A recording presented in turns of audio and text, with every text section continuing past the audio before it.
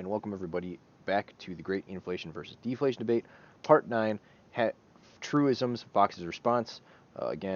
Article linked in the description, and check out the full playlist if you want the full debate, because that's kind of the whole point. Jumping right into it.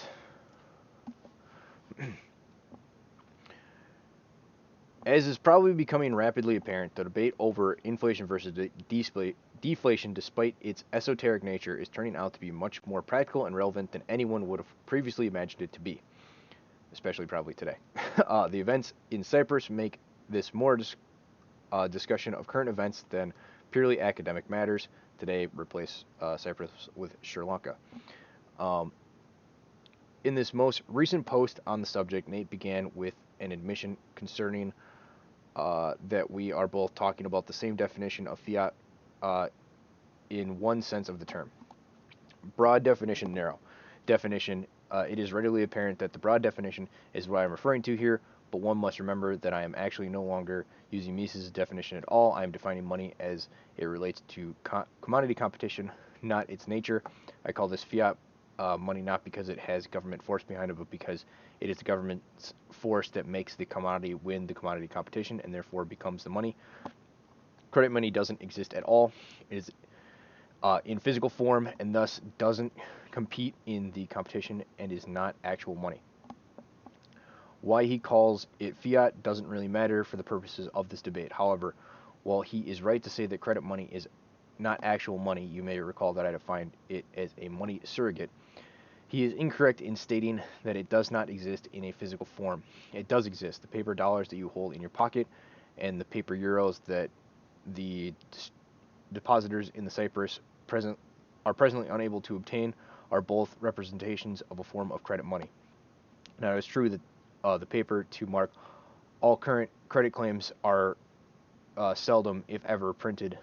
This doesn't change the fact that some of them are printed and that they are actual physical representations of outstanding credit claims. What is important to note, and what Vox is missing, is that it is when the credit money is created by time shifting like that, it is not considered inflationary. The interest is rewarding those who have saved, and it is all washed out in the end. The interest rate, which is the price of time shifting money, fluctuates as demand for time shifting increases and decreases, and that all by itself migrates the boom and bust cycle created by the lending as more people borrow. The price of borrowing goes up, bringing that number back down. As fewer people borrow, the price is lowered so that more will borrow, bringing the number of borrowers back up. We will find a happy medium when the interest rate is moving around, but the purchasing power is relatively stable. The risk banks take when leveraging money also influence that price, which is what we call the interest rate. All of this works together nicely, which is why when Mises talks about inflation, he always talks about the government. This is indeed how it is supposed to work. It is how economists are taught that it works, but it doesn't work this way, and Nate is incorrect in stating that the creation of credit money is not inflationary. There are several ways to demonstrate that this is the case.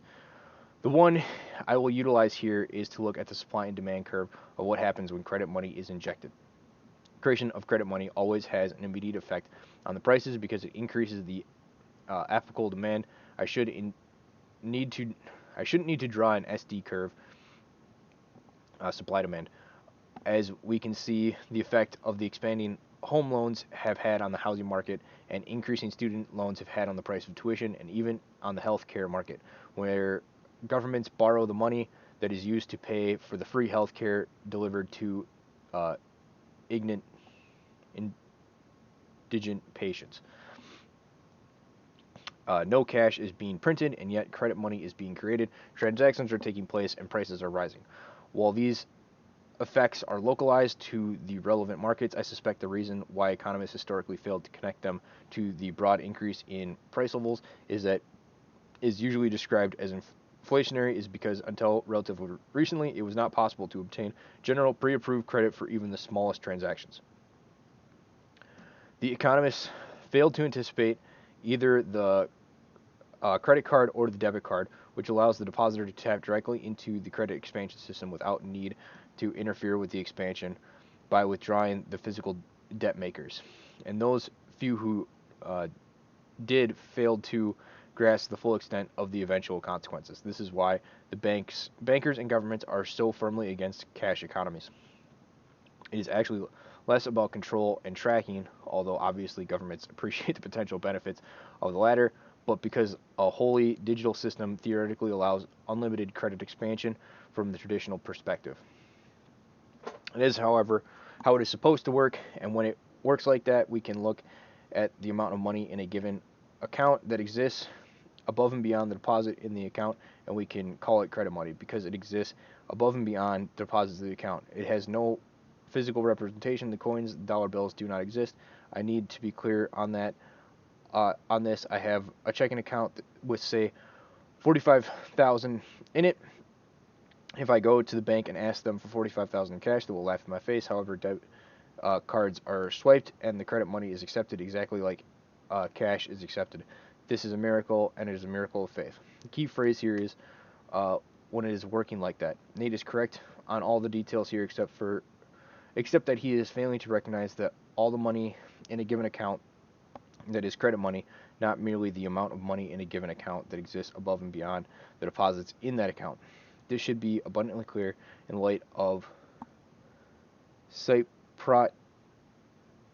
Cyprea situation, where the banks cannot open because despite their nominal billions in deposits, they have literally no paper markers left to give out, even though there are numerous levels of government that are capable of declaring fiat markers to represent those credit claims. The problem is not that there is no government to print the fiat, but rather the fact that no one wants to be stuck with an underlying credit claim. So now that we understand borrowing and lending, we can discuss what is wrong. And what is wrong is the central bank. Central banks break the link between savers and lenders. Rather, the deposits being the source of the creation of the leverage, you now have a central bank that is merely using the deposits to rationalize its decisions to expand credit. The deposits of savers are reduced to mere justifications. The central bank sits on high and manipulates the interest rate, which eliminates its ability to mitigate the booms and business cycles.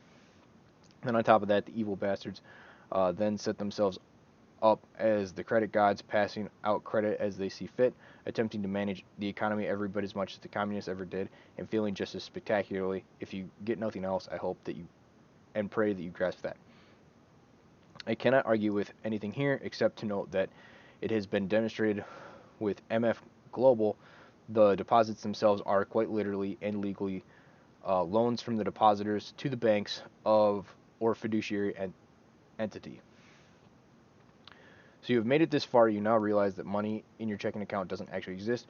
It's not that the banks just don't keep much cash stored. It's that of the cash, there isn't that much cash in existence, not even close. So now that the terror is struck in, what do you have an urge to do? You're squelching down right now. Is it the urge to go borrow more money, or is it the urge to go get cash and stick it under your bed? Exactly. And now you see why Vox's measure of the money supply is incorrect. M1 is the real money supply. M2 and TSM2 are more approximations of the purchasing power currently available, though obfuscated through shenanigans. Z1, well, Z1 is just measured of claims of money. It doesn't reflect the limit on new future claims. At best, it can serve as an indicator of how much new credit money is being created. Z1 will never be able to show deflation. That's because Z1 doesn't show a credit limit. It shows a credit balance. See, I have a $5,000 credit limit on my credit card, and I owe $5,000. Then on my credit card, it shows that I have a credit balance. See, if I have $5,000 credit limit on my credit card and I owe $5,000, then my credit card is showing up as $5,000 in the Z1 report. If I pay my credit card down to a balance of $2,000, then my credit card is showing up as $2,000 on the Z1, which Vox would then say is a reduction in the purchasing power of $3,000. This is incorrect. My high credit is still $5,000. I can go spend that $3,000 in credit money anytime I want. Z1 is certainly a valuable tool, but it is a limited one. Now, it has been said one cannot print borrowers, but if the rate of credit growth is slowing or going down instead of up, it can mean bad things. For example, the delivery system of new credit can be interrupted. That said, if one considers the nature of a financial abomination that we have before us, I can certainly not fault Vox for going that way. However, it is not where I go. Here's where Nate begins to go more seriously awry. M1 and M2 are not real money any more than Z1 is. They are merely money substitutes, whereas Z1 is a money surrogate that encompasses them both. I recognize that Nate is not using the Messian definition any longer, but I don't see his rationale for refusing to do so is necessarily justified or even relative to determining the inflation/deflation question. More importantly, his distinction between credit limit and credit outstanding is, if not necessarily false, entirely irrelevant. It is not only credit outstanding that matters. The limit is an entirely artificial one that, in this case, represents the extent to which the bank is willing to enable Nate to expand the credit supply. But that's not an actual limit in the sense that Nate's decision to not use his potential credit or even pay both down his outstanding credit is, which is the limit I mentioned in limits of demand when I proposed as an alternative mechanism of powering the Austrian business cycle. Nor is there a macro credit limit. This is why Bernanke and the European Central Bank imagine erroneously that they can expand it indefinitely as they see fit. But as we saw in 2008, outstanding credit can and will contract. Even a slowed expansion of the sort that we saw in 2009 can have deleterious effects on the economy, which depends on a reliable 2.4% growth rate per quarter. And the whole reason credit money works is because there is a faith-based link between the credit money directly to cash. Thus, money right now is cash. What you're seeing is precisely what happened in the Great Depression. People wanted their cash. They hid it inside walls, buried in jars. Banks collapsed, destroying massive amounts of credit money, but folks still wanted their cash. But Vox fails to recognize a critical underlying difference between then and today. He looks at those in control, the government and the central bankers, and he sees them expanding credit. He understands the system better than almost anyone, including the central bankers, and thus he uses the understanding to predict how the system will behave. He expects it to behave the way it behaved in the 1930s. The link is stronger than Nate asserts. These days, credit money is cash, and cash is credit money. And Nate also credits me with the confidence that I actually possess. I know the system won't behave the way it did in the 1930s. In fact, it is precisely what concerns me most.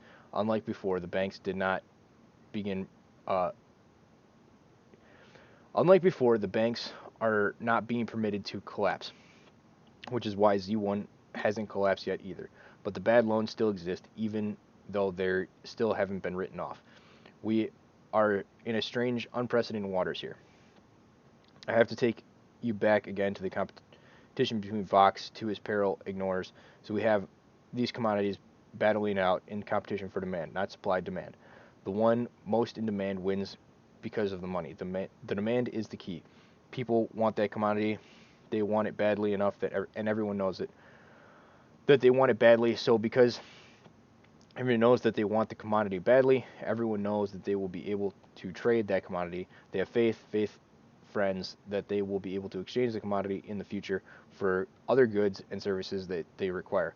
That's all good and well if you're talking about something like gold, platinum, or silver. People want it because what it is, and what it is will not change. But fiat money, well, they want it because of all manner of government-related enhancements.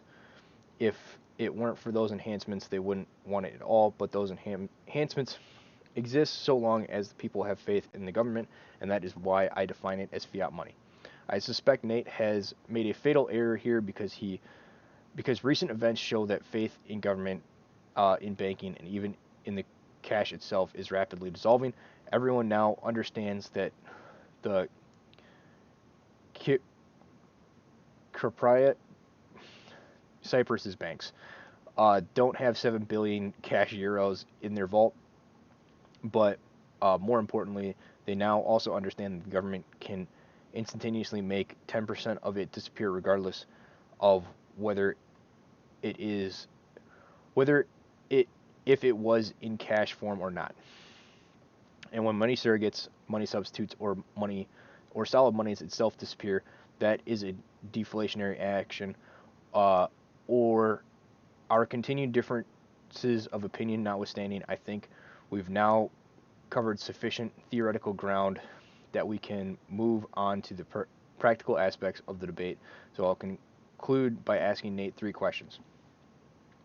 If the expected outcome is, as he suggested, inflationary due to the central bank printing press, why has the European Central Bank not simply used the bank holiday to print the required 13.5 billion euros and allow its customers to withdraw as much of it happens to suit them? Why is the ECB risking the Cypriot banking system and the wrath of the Russian depositors and the fate of the European Union itself on these various schemes rather than simply printing the cash and permitting its withdrawals? Imagine an American analogy where the bank with billions in deposits but already emptied of all cash was simply shut down without the usual FDIC shell game of transferring its deposits to another bank. Would this be a deflationary action? Thank you guys for listening, and stay tuned for the next one. Goodbye.